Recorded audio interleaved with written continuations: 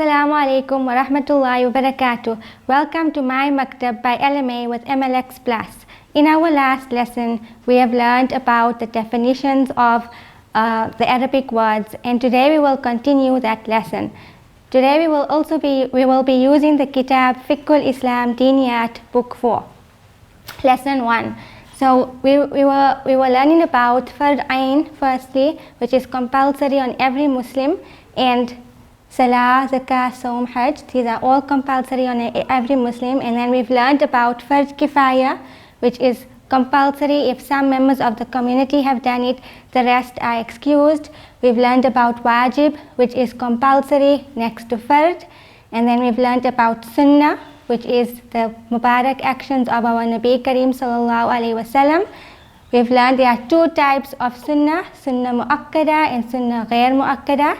Sunnah Mu'akkada are those actions which Nabi sallallahu alaihi wasallam has done continuously, and Sunnah Ghair Mu'akkada are those actions which were not done continuously. Then we are learning about Nafil or Mustahab.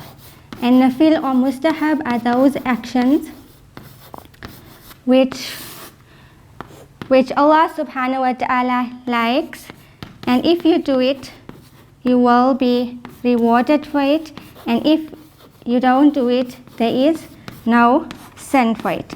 So Nafil and Mustahab are those actions which Allah subhanahu wa ta'ala likes, and if you do it, you will be rewarded, and if you do not do it, there will be no sin.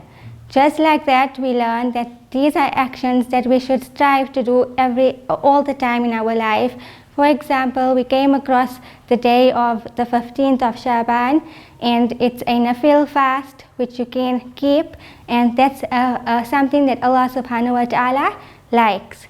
We also learned about the makruh actions that Allah subhanahu wa ta'ala dislikes, and makruh are those actions which Allah subhanahu wa ta'ala dislikes. There are two types, makruh tahrimi and makruh tanzihi.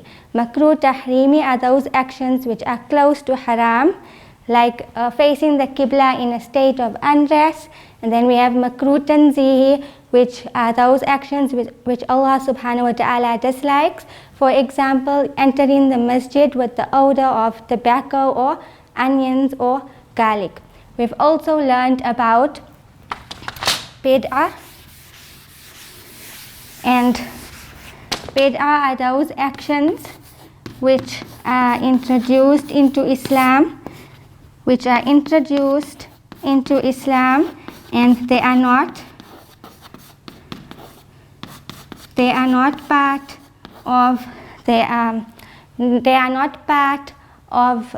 Quran or Sunnah or anything in the Sharia.